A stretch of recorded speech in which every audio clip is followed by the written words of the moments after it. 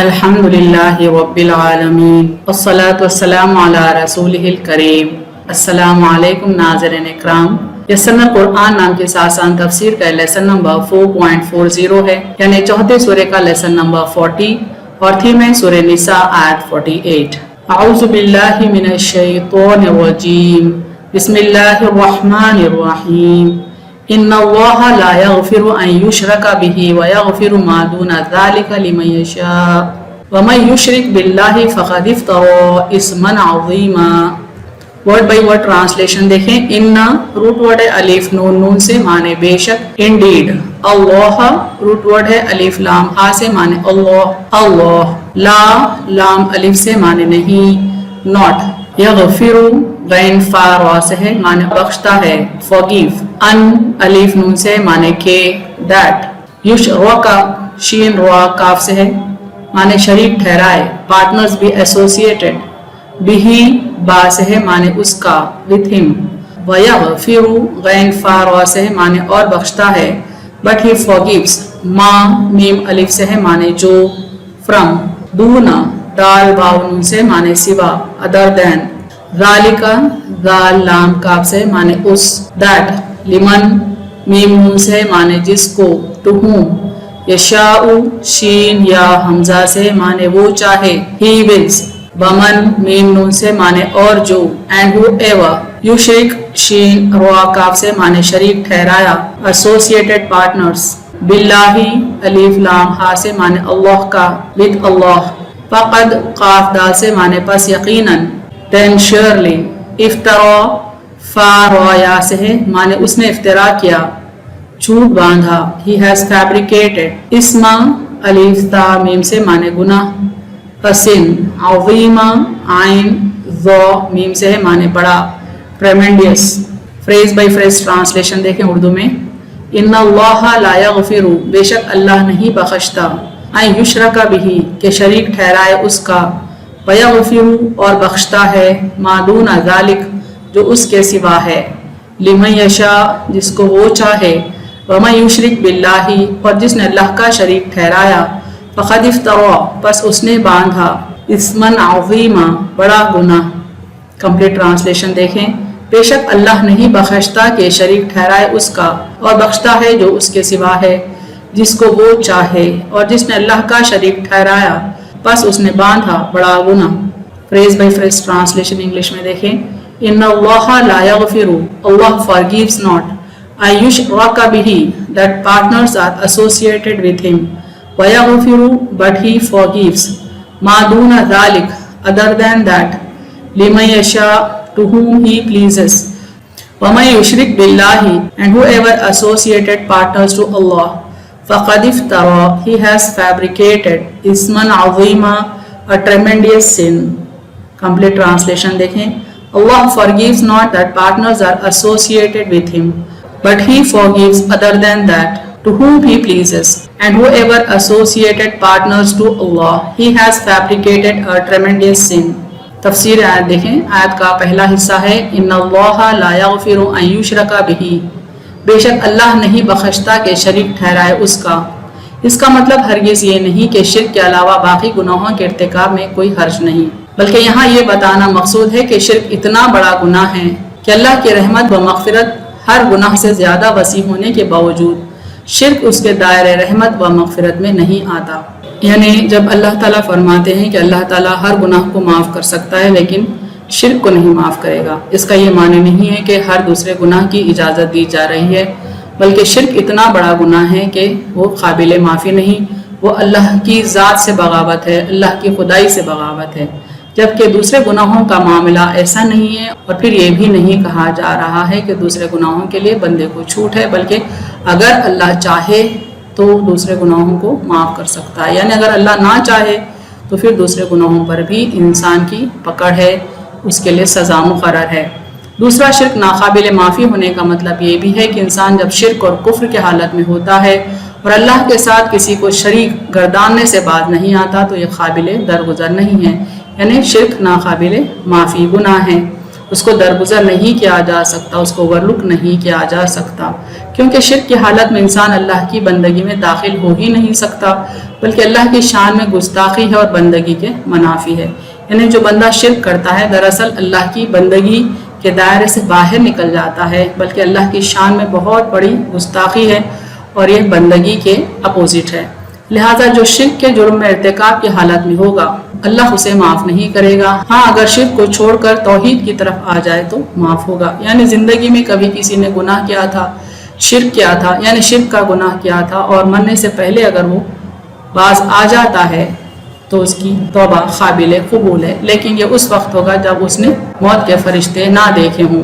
آیت کا دوسرا حصہ ہے وَيَغْفِرُ مَا دُونَ ذَلِكَ لِمَن يَشَاءُ، اور بخشتا ہے جو اس کے سوا ہے جس کو وہ چاہے۔ یہ ان آیات میں سے جن سے مومن اطمینان حاصل کرتا ہے کہ اللہ شرک کے علاوہ باقی گناہوں کو معاف کر دے، مگر ہر ایک کو نہیں، لِمَن يَشَاءُ جس کو وہ چاہے۔ یعنی ہر مسلمان بندے کو یہ کلیئر رہے کہ اللہ تعالیٰ ہر ایک کے تمام گناہوں کو نہیں معاف کرے گا، بلکہ اس کے لامتناہی علم اور حکمت کے تحت جس کو معاف کرنا مناسب سمجھے گا اسی کو معاف کرے گا۔ اس کا مطلب یہ ہے کہ جو شخص حالت شرک میں مر جائے اس کے لیے معافی کی کوئی گنجائش نہیں ہے، لیکن اگر موحد یعنی وحدانیت پر رہنے والا گناہ گار یعنی جس نے دوسرے گناہ کیے ہیں، شرک نہیں کیا، اگر وہ مر جائے تو اس کے لیے معافی کی گنجائش یعنی معافی کی پاسبلٹی ہے، اس کی شفاعت ہو سکتی ہے، خود اللہ معاف کر سکتا ہے۔ اللہ تعالیٰ اپنے ساتھ شرک کیے جانے کے گناہ کو نہیں بخشتا، یعنی جو شخص اللہ تعالیٰ سے اس حال میں ملاقات کرے کہ وہ مشرک ہو تو اس پر بخشش کے دروازے بند ہیں، یعنی بخشش اس شخص کے لیے بالکل نہیں ہے جس نے شرک کیا ہے۔ اس جرم کے سوا اور گناہوں کو خواہ وہ کیسے ہی ہوں جس کو چاہے بخش دیتا ہے، یعنی دوسرے گناہ چاہے وہ کتنی ہی شدت کے کیوں نہ ہوں، کتنے ہی بڑے کیوں نہ ہوں، اللہ چاہے تو معاف کر سکتا ہے۔ اللہ تعالیٰ کے نزدیک گناہوں کی 3 قسمیں ہیں، ایک تو وہ جس کی اللہ تعالیٰ کچھ پرواہ نہیں کرتا، دوسرا وہ جس میں سے اللہ تعالیٰ کچھ نہیں چھوڑتا، تیسرا وہ جسے اللہ تعالیٰ ہرگز نہیں بخشتا۔ بس جسے وہ نہیں بخشتا وہ شرک ہے۔ اللہ عز و جل خود فرماتا ہے کہ اللہ تعالیٰ اپنے ساتھ شریک کیے جانے کو معاف نہیں فرماتا، کیونکہ دوسرے گناہ جرم میں ہیں لیکن شرک بغاوت ہے، اس لیے اس پر جنت حرام ہے۔ یعنی دوسرے گناہوں میں اور شرک میں یہ فرق ہے کہ شرک سرے سے اللہ کی خدائی کا انکار ہے، اللہ کی وحدانیت کا انکار ہے، بلکہ خدا کی خدائی سے بغاوت کنسیڈر کیا جاتا ہے، اس لیے اس کی معافی نہیں ہے۔ سورہ مائدہ میں اللہ تعالیٰ فرماتے ہیں اِنَّهُ مَن يُشْرِكْ بِاللَّهِ فَقَدْ حَرَّمَ اللَّهُ عَلَيْهِ الْجَنَّةَ وَمَأْوَاهُ النَّارُ، جو شخص اللہ کے ساتھ شریک کر لے اللہ اس پر جنت کو حرام کر دیتا ہے۔ شرک کیا ہے؟ مختلف لوگ شرک کی مختلف تشریح کرتے ہیں۔ یہاں دیکھیں شرک دراصل ہے کیا؟ اللہ کی ذات اور اس کی صفات میں کسی کو شریک کرنا۔ شرک کا بیسک ڈیفینیشن یہ ہے کہ اللہ کی ذات میں کسی کو شریک ٹھہراتے ہیں، یعنی اس کو بھی خدا بنا لیتے ہیں، یا اس کی صفات میں ہم کسی کو شریک کرتے ہیں، یعنی اللہ خالق ہے تو ہم کسی اور کو بھی خالق مانتے ہیں، تو یہ بھی شرک ہے۔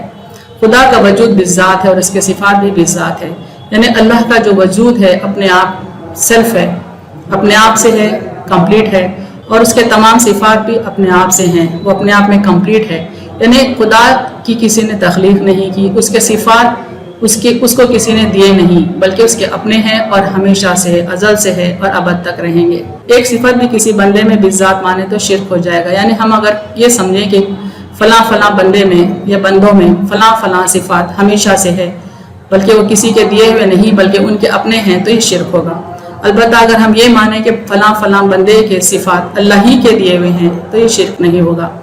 بالعکس طور سے خدا تعالیٰ کی بہت سے صفتیں انسان میں ہیں، بالعکس کے معنی یہ ہیں کہ اللہ کے دیے ہوئے، لہٰذا اگر ہم کسی انسان میں صفات دیکھیں، خوبیاں دیکھیں اور یہ مانیں کہ اللہ کے دیے ہوئے ہیں تو یہ شرک نہیں۔ وہ سمیع و بصیر ہے، ہم بھی سنتے دیکھتے ہیں، یعنی اللہ کے ذات سمیع و بصیر ہے اور ہم کو بھی اس نے سماعت دی ہے، بصارت دی ہے، ہم بھی کچھ دیکھ سکتے ہیں، ہم بھی کچھ حد تک سن سکتے ہیں۔ اس طرح سے خدا حی ہے، یعنی حیات رکھنے والا ہے، جس کو ہم یا حیو کہہ کر پکارتے ہیں۔ اس طرح سے ہم بھی زندہ ہیں، یعنی ہماری بھی حیات ہے اور وہ اللہ ہی کی دی ہوئی ہے۔ خدا قدیر ہے تو کچھ قدرت ہم کو بھی اس نے دے رکھی ہے، یعنی اللہ تعالیٰ ہر چیز پر قادر ہے، لیکن تھوڑی سی قدرت اللہ نے ہم کو بھی دے رکھی ہے، یعنی کچھ کام ہم بھی کر سکتے ہیں بے شک اللہ کے حکم سے، اللہ کی دی ہوئی صلاحیتوں کے سبب، یعنی خدا کے صفات کا ہم میں سے بھی ظہور ہوتا ہے۔ تمام مخلوقات میں انسان اشرف ہے، اس سے اسماء الہی کے آثار ظاہر ہوں گے، ایسا ماننا، ایسا کہنا ہرگز شرک نہیں ہے، چونکہ انسان کو اللہ نے اشرف المخلوقات بنایا ہے، بہت ساری صفات اس نے انسان میں رکھی ہیں، بہت ساری خوبیاں اللہ نے انسان میں رکھی ہیں، اگر کسی انسان کو ہم خوبیاں والا مانیں اور یہ بھی مانیں کہ خوبیاں اللہ کی طرف سے دی ہوئی ہیں تو یہ شرک نہیں، لیکن اگر ہم یہ مانتے ہیں کہ اللہ کی کسی مخلوق کے پاس جو خوبیاں ہیں وہ اس مخلوق کی اپنی ہیں بلکہ وہ سورس ہے ساری خوبیوں کا بذات خود، تو یہ شرک ہوگا۔ ایک معمولی چیز بھی بندے میں بالذات مانے تو بے شک شرک ہے، اور بڑی سے بڑی صفت بھی بندے میں بالعرض مانے تو ہرگز شرک نہیں۔ یعنی کسی بھی بندے میں کوئی بھی چھوٹی سی بھی خوبی اگر ہم یہ مان لیں کہ اس کی اپنی ہے بلکہ اللہ کی دی ہوئی نہیں ہے تو یہ شرک ہے۔ اگر ہم یہ مانیں کہ اللہ کے کسی بندے میں ڈھیر ساری خوبیاں اور وہ تمام اللہ کی دی ہوئی ہیں تو یہ شرک نہیں ہے۔ خلق، عطا اولاد، احیاء، یہ بڑی صفتیں ہیں، یعنی کسی کو تخلیق کرنا، کسی کو اولاد دینا، کسی کو زندگی دینا، یہ بڑی صفتیں ہیں۔ بالعرض حیثیت سے ان کا استعمال بندوں کے لیے ہوا ہے، یعنی ایسی صفات جو صرف اللہ کے لیے ہی ہیں جیسا ہم سمجھتے ہیں، لیکن اللہ چاہے تو ایسی صفات بھی اللہ کسی بندے کو دے سکتا ہے۔ جیسے اللہ تعالیٰ نے عیسیٰ علیہ السلام کو چند معجزے دیے تھے، جیسا کہ فرماتے ہیں وَإِذْ تَخْلُقُ مِنَ الطِّينِ كَهِيئَةِ الطَّيْرِ بِإِذْنِي فَتَنفُخُ فِيهَا فَتَكُونُ طَيْرًا بِإِذْنِي، اور جب تم مٹی سے جانور کی صورت میرے حکم سے بناتے تھے پھر تم اس میں پھونک مارتے تھے تب وہ میرے حکم سے اڑنے والا ہو جاتا تھا۔ یعنی اللہ تعالیٰ نے عیسیٰ علیہ السلام کو یہ معجزہ دیا تھا کہ وہ مٹی کی چڑیا بناتے اور اس میں پھونک مارتے اور کہتے کہ تو اڑ جا اللہ کے حکم سے، تو اس میں جان پڑ جاتی اور وہ چڑیا اڑنے لگتی۔ وَتُبْرِئُ الْأَكْمَحَ وَالْأَبْرَصَ بِإِذْنِي، اور مادرزاد اندھے کو اور کوڑی کو میرے حکم سے اچھا کرتے تھے۔ وَإِذْ تُخْرِجُ الْمَوْتَىٰ بِإِذْنِي، اور جب مردوں کو میرے حکم سے نکال کھڑا کرتے تھے، یعنی مردے کو زندہ بھی کرتے تو اللہ کے حکم سے کرتے۔ یعنی جو بھی کام حضرت عیسیٰ علیہ السلام کرتے تھے بہت بڑے بڑے تھے، لیکن ہر کام اللہ ہی کے اذن سے ہوتا تھا۔ اگر ہم یہ سمجھیں کہ سارے کام اللہ کے اذن سے ہوتے تھے اور عیسیٰ علیہ السلام اللہ کے رسول تھے تو یہ شرک نہیں، لیکن اگر کوئی بندہ یہ سمجھے کہ سارے کام عیسیٰ علیہ السلام بذات خود کرتے تھے تو اس کی نظر میں عیسیٰ علیہ السلام خدا ہو جائیں گے، تو یہ اللہ کی صفات میں شرک ہے اور وہ بندہ مشرکین میں شمار ہو جائے گا، جیسا کہ عیسائیوں کا عقیدہ ہے۔ انہی باتوں کو دوسرے انداز میں بیان کیا گیا ہے۔ عیسیٰ علیہ السلام اپنی امت سے کہتے ہیں میں تمہیں مٹی سے ایک پرندے کی شکل بنا دیتا ہوں، پھر اس میں پھونک مارتا ہوں تو اللہ کے حکم سے اڑتا جانور ہو جاتا ہے، اور مادرزاد اندھے اور کوڑی کو اچھا کر دیتا ہوں اور اللہ کے حکم سے مردے زندہ کرتا ہوں۔ یعنی جو بھی یہ کام کرتے ہوئے تم دیکھتے ہو دراصل یہ اللہ ہی کے حکم سے ہوتا ہے۔ بِإِذْنِ اللَّهِ، تم بِإِذْنِ اللَّهِ کہتے کھڑے ہو جا، اللہ کے حکم سے تو مردہ کھڑا ہو جاتا تھا۔ دیکھیں بار بار بِإِذْنِ اللَّهِ کہتے تھے کہ جو بھی ہونا ہے بس اللہ ہی کے حکم سے ہونا ہے، اور وہ ہو جاتا تھا۔ اسی طرح سے سورہ مریم میں جبرائیل علیہ السلام اور بی بی مریم کے بیچ جو مکالمہ ہوا اس کا ذکر آیا ہے۔ بولی میں تجھ سے رحمان کی پناہ مانگتی ہوں اگر تجھے خدا کا ڈر ہے۔ بولا یعنی جبرائیل علیہ السلام نے کہا میں تیرے رب کا بھیجا ہوا ہوں، میں تجھے ایک پاک بیٹا دوں گا۔ یعنی مریم علیہ السلام کو اللہ کے حکم سے حمل ٹھہریا اور عیسیٰ علیہ السلام پیدا ہوئے، تو یہ جو بھی کام ہوا وہ اللہ کے ہی حکم سے ہوا۔ اللہ کا صرف پیغام لے کر جبرائیل امین بی بی مریم علیہ السلام کے پاس آئے۔ تو اگر ہم یہ مانتے ہیں کہ جبرائیل کے اذن سے اولاد ہوئی تو یہ شرک ہے۔ اگر ہم یہ کہیں کہ اولاد دینے والا اللہ ہے، جبرائیل علیہ السلام صرف میڈیٹر تھے، پیغام پہنچانے والے تھے، تو یہ شرک نہیں ہے۔ یہاں اولاد دینے والا اللہ ہے، نسبت اللہ کی ہے، ورنہ شرک لازم آئے گا۔ شرک اور وحدانیت کا فرق سمجھنے کے بعد بھی کسی مسلمان پر بغیر کسی شرعی دلیل کے کافر ہونے کا حکم لگانا، اس کو کھیل بنا لینا سخت گناہ اور حرام ہے، ایمان کے لیے بھی خطرناک ہے۔ یعنی وحدانیت اور شرک کا فرق ہم سمجھ گئے ہیں، اس کے باوجود بھی بغیر کسی شرعی دلیل کے کسی کو بھی مشرک کہہ دینا، کھیل بنا لینا سخت گناہ ہے بلکہ حرام ہے، ایمان کے لیے بھی خطرناک ہے۔ اس سے آدمی کا اپنا دین و ایمان سلامت نہیں رہتا۔ یعنی اگر ہم دوسروں کو مشرک کہیں تو ہمارا دین بھی صحیح سالم نہیں رہتا۔ لہٰذا دوسرے مسلمانوں پر کفر کا حکم لگانے والے شخص کو اپنے دین و ایمان کی فکر کرنی چاہیے، ایسی حرکات سے باز آ کر توبہ طائب ہونا چاہیے، چونکہ ناحق کسی مسلمان کو مشرک یا کافر کہنے سے ہمارا ایمان چلا جائے گا اور ہم اللہ کی نظر میں مشرک قرار دیے جائیں گے۔ ایسے شخص کو حکمت و تدبیر کے ساتھ سمجھایا جائے، اگر اپنی ان حرکات سے باز نہ آئے تو اسے قطع تعلق کرنا درست ہے۔ یعنی ناحق جو مسلمانوں کو مشرک اور کافر کا فتویٰ دے دیتے ہیں، ایسے لوگوں کو ٹھنڈے دل سے، ٹھنڈے طریقے سے، حکمت و تدبیر سے سمجھائیں۔ اگر وہ اپنی غلط حرکتوں پر باز نہ آئیں تو ان سے فاصلہ رکھنا درست ہے۔ مشکات شریف میں ہے، حضرت ابن عمر رضی اللہ تعالی عنہ سے روایت ہے کہ رسول اللہ صلی اللہ علیہ وسلم نے فرمایا جس شخص نے اپنے مسلمان بھائی کو کافر کہا تو ان دونوں میں سے ایک پر کفر لوٹ گیا، یعنی یا تو کہنے والا خود کافر ہو گیا یا وہ شخص جس کو اس نے کافر کہا۔ آپ صلی اللہ علیہ وسلم فرماتے ہیں کہ ناحق کسی مسلمان بھائی کو کافر اگر ہم کہہ دیں تو اللہ کی نظر میں وہ کافر نہیں ہوگا بلکہ ہم کافر ہو جائیں گے۔ اسی طرح سے ناحق کسی مسلمان کو مشرک کہہ دیں تو اللہ کی نظر میں وہ مشرک نہیں ہوگا بلکہ ہم مشرک ہو جائیں گے۔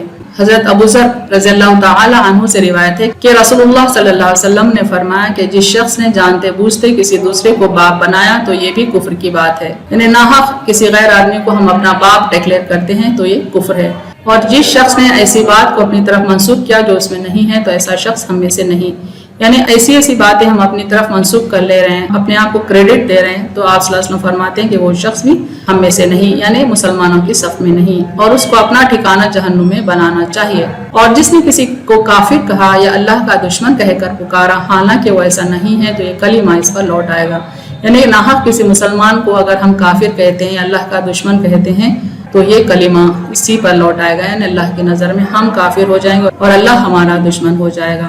چند احادیث دیکھیں گناہوں کے سلسلے میں اور ان کی معافی کے سلسلے میں۔ جس اعمال نامے میں اللہ کے ہاں کوئی بھی خط نہیں وہ بندے کا اپنی جان پر ظلم کرنا ہے، یعنی نامہ اعمال کے سارے نیکیاں اس وقت برباد ہو جائیں گے جب انسان اپنے آپ پر ظلم کرتا ہے، یعنی شرک کرتا ہے، اور جس کا تعلق یعنی جس گناہ کا تعلق اس سے اور اللہ کی ذات سے ہے، مثلا کسی دن کا روزہ جسے اس نے چھوڑ دیا یا نماز چھوڑ دی تو اللہ تعالیٰ اسے بخش دیتا ہے، اور جس اعمال نامہ کہ اللہ تعالیٰ کوئی چیز ترک نہیں کرتا وہ بندوں کے آپس سے مظالم ہیں جن کا بدلہ اور قصاص ضروری ہے، یعنی اگر انسانوں نے ایک دوسرے پر ظلم کیا ہے تو اللہ تعالیٰ اس کا قصاص ضرور دیتا ہے، حشر کے دن بدلہ ضرور دلواتا ہے۔ دوسری حدیث دیکھیں، ممکن ہے اللہ تعالیٰ ہر گناہ کو بخش دے مگر وہ شخص جو کفر کی حالت میں مرا، دوسرا وہ جس نے مومن کو جان بوجھ کر قتل کیا۔ صحیح مسلم کی حدیث دیکھیں، ایک شخص رسول اللہ صلی اللہ علیہ وسلم کے پاس آیا اور کہا یا رسول اللہ جنت واجب کر دینے والی چیزیں کیا ہیں؟ آپ صلی اللہ علیہ وسلم نے فرمایا جو شخص بغیر شرک کے مرا اس کے لیے جنت واجب ہے اور جو شرک کرتے ہوئے مرا اس کے لیے جہنم واجب ہے۔ اللہ تعالیٰ فرماتا ہے اے میرے بندے تو جب تک میری عبادت کرتا رہے گا اور مجھ سے نیک امید رکھے گا میں بھی تیری جتنی خطائیں ہیں انہیں معاف فرماتا رہوں گا۔ میرے بندے اگر تو ساری زمین بھر کے خطائیں بھی لے کر میرے پاس آئے تو میں بھی زمین کی وسعتوں جیسی جتنی مغفرت کے ساتھ تجھ سے ملوں گا بشرطے کہ تو نے میرے ساتھ کسی کو شریک نہ کیا ہو۔ جو بندہ لا الہ الا اللہ کہے پھر اسی پر اس کا انتقال ہو وہ ضرور جنت میں جائے گا۔ یہ سن کر سیدنا ابو ذر رضی اللہ عنہ نے دریافت کیا کہ اگر اس نے زنا اور چوری بھی کی ہو؟ آپ صلی اللہ علیہ وسلم نے فرمایا گو اس نے زناکاری اور چوری بھی کی ہو۔ 3 مرتبہ یہی سوال جواب ہوا۔ چوتھے سوال پر آپ صلی اللہ علیہ وسلم نے فرمایا چاہے ابو ذر کی ناک خاک آلود ہو۔ پس سیدنا ابو ذر رضی اللہ عنہ وہاں سے اپنی چادر گھسیٹتے ہوئے یہ فرماتے ہوئے نکلے کہ چاہے ابو ذر کی ناک خاک آلود ہو، اور اس کے بعد جب کبھی آپ یہ حدیث بیان فرماتے یہ جملہ ضرور کہتے، یعنی جو بندہ لا الہ الا اللہ پڑھتا ہے اور پھر اس کا انتقال ہو جاتا ہے، یعنی وہ کوئی شرک نہیں کرتا، تو پھر اللہ تعالیٰ اس کے تمام دوسرے گناہوں کو معاف کرنے پر قادر ہے، اگر وہ چاہے تو ضرور معاف کر سکتا ہے۔ ایک صحابی نے پوچھا کہ کیا انسان نے زنا اور چوری کی ہو تب بھی کیا اللہ معاف فرمانے پر قادر ہے؟ تو آپ صلی اللہ علیہ وسلم نے فرمایا کہ یقیناً اللہ تعالیٰ زنا اور چوری بھی معاف کر سکتا ہے اگر وہ چاہے۔ ایک حدیث دیکھیں سنن ابو داؤد کی، آپ نے فرمایا بنی اسرائیل میں 2 شخص تھے، ایک تو عبادت میں بہت چست چالاک اور دوسرا اپنی جان پر زیادتی کرنے والا، اور دونوں میں دوستانہ اور بھائی چارہ تھا۔ عابد بسا اوقات اس دوسرے کو کسی نہ کسی گناہ پر دیکھتا رہتا تھا اور کہتا رہتا تھا کہ اے شخص باز رہ۔ وہ جواب دیتا تو مجھے میرے رب پر چھوڑ دے، کیا تو مجھ پر نگہبان بنا کر بھیجا گیا ہے؟ ایک مرتبہ عابد نے دیکھا کہ وہ پھر کسی گناہ کے کام کو کر رہا ہے جو گناہ اسے بہت بڑا معلوم ہوا، تو کہا افسوس تجھ پر، باز آ۔ اس نے وہی جواب دیا تو عابد نے کہا اللہ کی قسم اللہ تجھے ہرگز نہ بخشے گا یا جنت دے گا، یعنی وہ عابد نے بہت بڑی بات کہہ دی، اللہ کی قسم کھا لی اس بات پر کہ گناہگار کے گناہ نہیں بخشے جائیں گے۔ اللہ تعالیٰ نے ان کے پاس فرشتہ بھیجا جس نے ان کی روحیں قبض کر لی۔ جب دونوں اللہ تعالیٰ کے ہاں جمع ہوئے تو اللہ تعالیٰ نے اس گناہگار سے فرمایا جا اور میری رحمت کی بنا پر جنت میں داخل ہو جا، اور اس عابد سے فرمایا کیا تجھے حقیقی علم تھا، کیا تو میری چیز پر قادر تھا، اسے جہنم کی طرف لے جاؤ۔ نبی کریم صلی اللہ علیہ وسلم نے یہ بیان فرمایا اس کی قسم جس کے ہاتھ میں ابو القاسم کی جان ہے، اس نے ایک کلمہ زبان سے ایسا نکال دیا جس نے اس کی دنیا اور آخرت برباد کر دی، یعنی عابد بندہ جس نے ساری زندگی اللہ کی عبادت کی صرف ایک غلط جملہ کہنے پر گرفت میں آ گیا، اس کی دنیا بھی برباد ہو گئی اور آخرت بھی۔ وہ جملہ یہ تھا کہ اس نے اللہ کی قسم کھا کر یہ کہہ دیا گناہ گار بندے کو کہ اللہ اس کو ہرگز نہیں بخشے گا۔ تو اللہ تعالیٰ اس قدر ناراض ہوا کہ گناہ گار کے تمام گناہوں کو بخش دیا اور عابد کی ساری بندگی، ساری عبادت کو رد کر دیا گیا اور اسے جہنم میں بھیج دیا گیا۔ سورہ نساء آیت 48 جو انڈر کنسیڈریشن، اس کا لاسٹ پارٹ دیکھیں، وَمَن يُشْرِكْ بِاللَّهِ فَقَدِ افْتَرَىٰ إِثْمًا عَظِيمًا، اور جس نے اللہ کا شریک ٹھہرایا پس اس نے باندھا بڑا گناہ۔ جیسے اور آیت میں ہے إِنَّ الشِّرْكَ لَظُلْمٌ عَظِيمٌ، بے شک شرک بہت بڑا ظلم ہے۔ سیدنا ابن مسعود رضی اللہ عنہ سے مروی ہے، فرماتے ہیں میں نے کہا یا رسول اللہ سب سے بڑا گناہ کیا ہے؟ فرمایا یہ کہ تو اللہ تعالیٰ کا کسی کو شریک بنائے حالانکہ اسی نے تجھ کو پیدا کیا ہے۔ اہم نکات دیکھیں اس تفسیر کے۔ اللہ تعالیٰ سوائے شرک کے ہر گناہ معاف کر سکتا ہے۔ اس کے معنی ہرگز نہیں کہ دوسرے گناہوں کے لیے انسان کو کھلی چھوٹ دی جا رہی ہے۔ گناہوں کو معاف کرنے کے لیے رب کا اذن یعنی اس کی منشا چاہیے، چونکہ اس کا علم اور اس کی حکمت لامحدود و لامتناہی ہیں، اسی لیے وہ بہتر جانتا ہے کہ کس کے گناہ کو معاف کیا جائے اور کس کے گناہوں کو نہیں۔ جس نے شرک کیا اس نے گناہ عظیم کیا، اپنے آپ پر ظلم کیا، اللہ کی خدائی سے بغاوت کی، لہٰذا وہ ناقابل معافی ہے۔ ان الشرک لظلم عظیم، بے شک شرک بہت بڑا ظلم ہے۔ وآخر دعوانا ان الحمد للہ رب العالمین۔